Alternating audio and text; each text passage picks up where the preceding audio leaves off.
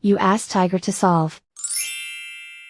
This deals with linear equations with one unknown. The final result is x equals 1 over 3. Let's solve it step by step. Group all x terms on the left side of the equation. Subtract 9x from both sides. Group like terms. Simplify the arithmetic.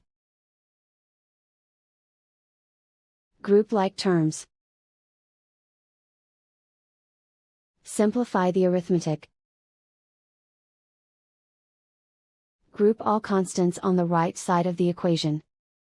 Add 11 to both sides. Simplify the arithmetic.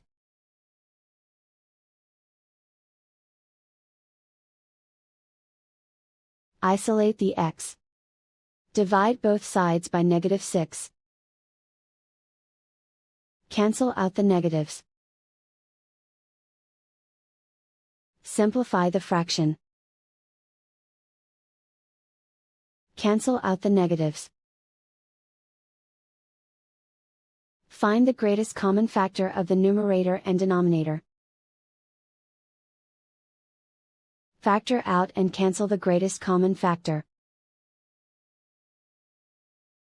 And so the final result is x equals 1 over 3.